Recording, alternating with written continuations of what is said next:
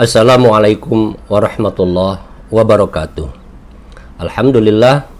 Allahumma salli ala nabiyil hashimi Muhammadin wa ala alihi wasallim taslima. Kawan-kawan pecinta buku yang saya hormati, saya sering juga ditanya oleh lingkungan, oleh kawan-kawan saya yang lain, kan sekarang ini semangat untuk belajar agama Islam itu tinggi, naik. Dan sifat individualistik masyarakat kita juga semakin naik. Oleh karenanya maka belajar itu, kalau ke majelis taklim, ke kursus, ke pengajian, atau menemui guru, itu males. Lebih suka buka YouTube, cari di Google, atau yang lebih bagus lagi adalah membaca buku. Saya ditanya, kalau belajar Islam dari awal lagi maksudnya dia sesungguhnya sudah pernah belajar Islam selama ini. Dia sudah tahu tentang Islam, tetapi tidak puas dengan apa yang dia miliki selama ini. Nah, lalu ingin memperbaikinya, ingin lebih memperkaya hazanah pengetahuannya, atau lebih melengkapi ilmunya dengan cara membaca buku. Kalau baca bukunya, buku apa ya? Ini pertanyaan gampang, tapi jawabnya sulit. Kenapa? Karena sesungguhnya semua buku tentang Islam itu ya baik dan bisa kita jadikan sebagai permulaan di dalam mempelajari Islam. Tapi nanti kita bicarakan lebih lanjut, banyak buku-buku yang sudah jelas teruji oleh sejarah. Buku-buku yang sudah klasik sifatnya. Nah, kesempatan ini saya ingin memperkenalkan ada buku yang agak baru, tidak terlalu baru, tapi buku ini menurut saya menarik untuk orang-orang yang ingin belajar Islam lagi, ingin memulai kembali belajar tentang agama Islam, memperbaiki keislamannya. Buku ini terbit tahun 2014. Di toko tidak terlalu mudah ditemukan, tapi bisa dicari. Nah, judul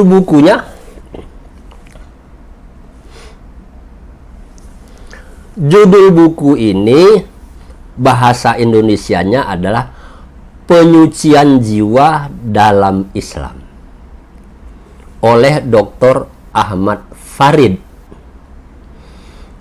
Judul di dalam bahasa Arabnya yang sudah dikenal banyak, ungkapan atau istilah itu adalah Tazkiyatun Nufs.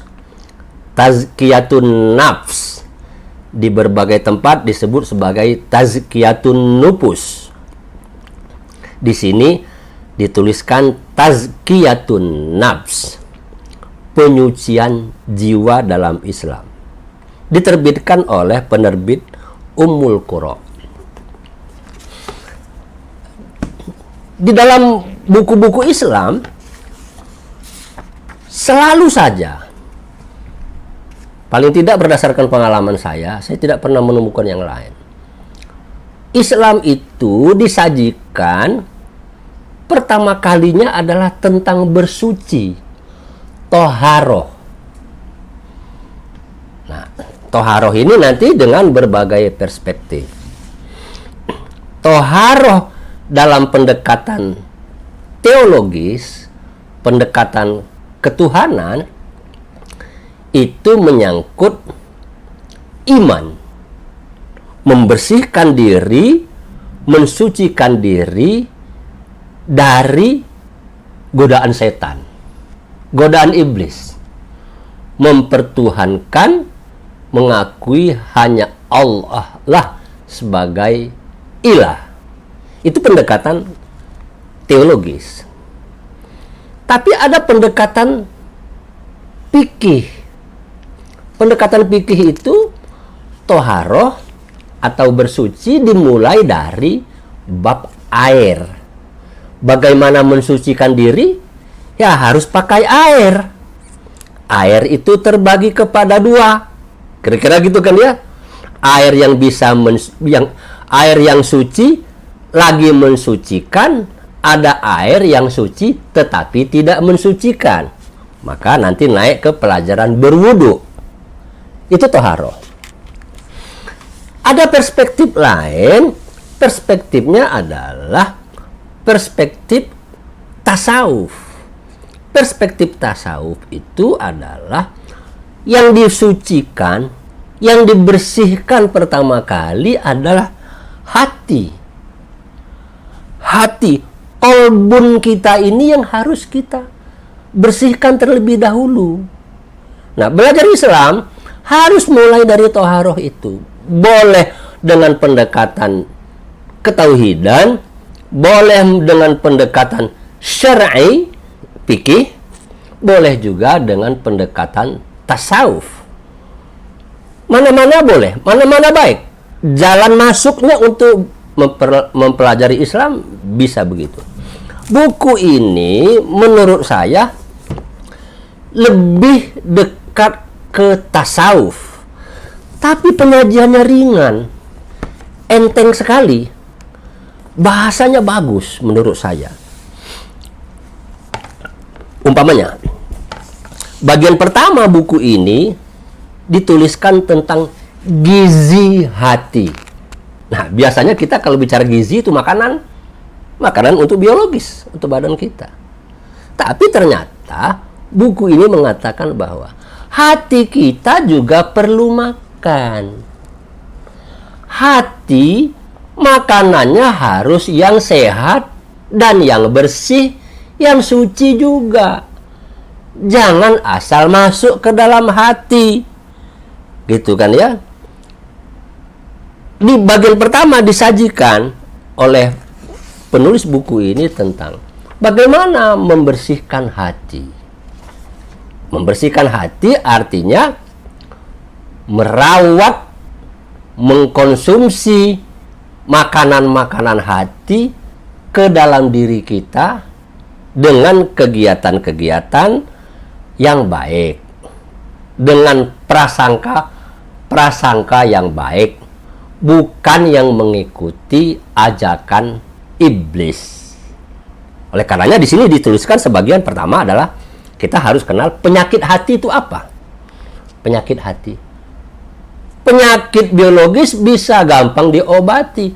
Kalau penyakit hati, hati-hati, bisa masalah sampai mati. Itu bagian pertama. Bagian kedua dituliskan di sini adalah tentang tamasya hati. Jadi hati kita itu harus diajak jalan-jalan. Ya, biar dia lihat bagaimana sih dunia ini sebenarnya. Dunia yang sedang kita hadir sekarang ini, yang kita duduk dan jalani saat ini, dunia yang bagaimana. Nanti perjalanan kita akan kemana lagi? Menuju mati, menuju liang kubur. Itu kan dianjurkan sekali kita untuk mengantar jenazah ke pemakaman. Maksudnya apa? Agar hati kita ini bisa lihat-lihat, oh nanti saya juga akan seperti itu. Nah, ini bagian kedua dari buku ini, tamasya hati. Bagian ketiga, hanya tiga bagian dia, sedikit. Olahraga hati. Nah, ternyata hati itu tidak cukup dengan hanya makan yang bergizi untuk hati, tetapi perlu juga olahraga. Olahraga itu adalah latihan. Orang Barat menyebut olahraga itu sebagai exercise, latihan perenggangan, gitu kan, latihan pernapasan, exercise. Penulis di dalam buku ini, Pak Ahmad Farid, menyajikan pada bagian ketiga adalah olahraga hati.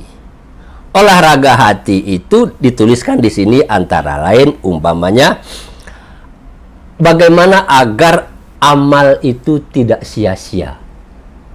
Jadi kita beribadah, kita beramal, jangan cuman bergerak fisiknya saja seperti olahraga, tidak punya makna, tidak punya arti bagi kesehatan. Nah, agar amal tidak sia-sia itu bagaimana? Dituliskan di sini. Begitu seterusnya sampai kepada bagian yang terakhir, pada bagian ketiga inilah cinta kepada Allah. Cinta kepada Allah itu harus latihan. Tidak bisa langsung tiba-tiba jatuh cinta. Nggak bisa. Kita sebagai manusia kita harus berusaha. Lain halnya kalau itu pemberian dari Tuhan, yakni hidayah. Lain lagi soalnya. Ini adalah upaya manusia untuk bagaimana bisa mencintai Allah. Mencintai Allah itu seperti pengalaman kawan-kawan juga dalam bercinta. Pertama perkenalan, lihat-lihat dulu, berkunjung, bicara-bicara. Sama Tuhan juga begitu. Kita harus ada proses agar kita bisa cinta kepada Allah. Kita sebut namanya dulu. Nama Allah siapa? Lah, nama Allah saja kita tidak tahu. Bagaimana kita mengatakan kita cinta kepada Allah? Maka ada orang yang melatih diri untuk mencintai Allah itu dengan cara menyebut-nyebut nama Allah. Allah, Allah, Allah, Allah, Allah. Enggak puas dengan cara lain yang lebih panjang. La ilaha illallah, la ilaha illallah, la ilaha illallah. Itu latihan untuk mencintai Allah. Terus ada step-stepnya, ada prosesnya, bagaimana kita nanti bisa jatuh cinta kepada Allah. Menurut saya, buku yang ditulis oleh Pak Ahmad Farid ini menarik. Jumlah halamannya tidak terlalu tebal. Saya yang paling suka adalah bahasanya ringan. Kawan-kawan kalau membaca buku tasawuf bisa jadi pusing kepala karena bahasanya susah dipahami. Apalagi kalau bicara membaca buku filsafat untuk teologi, ketauhidan. Tapi ini buku yang saya anjurkan juga untuk dipertimbangkan kalau kita ingin belajar kembali tentang agama Islam. Buku Penyucian Jiwa dalam Islam, Tazkiyatun Nafs oleh Dr. Ahmad Farid, diterbitkan oleh Ummul Qura. Hardcover, harganya saya tidak tahu berapa, saya lupa harganya berapa gini. Tapi biasanya buku-buku seperti ini tidak terlalu mahal gitu kan ya. Sekarang kalau buku sudah di atas 100.000 itu sudah terhitung mahal. Buku yang bagus untuk sekarang harganya diusahakan di bawah 100.000. Itu saja kawan-kawan sekalian sebagai sebuah introduksi. Saya tidak dipesan, tidak di-endorse untuk buku ini, tapi menurut saya ini buku bagus, menarik, dan makanya saya share ke kawan-kawan pencinta buku pada Jalan Buku Channel. Salam literasi. Wassalamualaikum warahmatullahi wabarakatuh.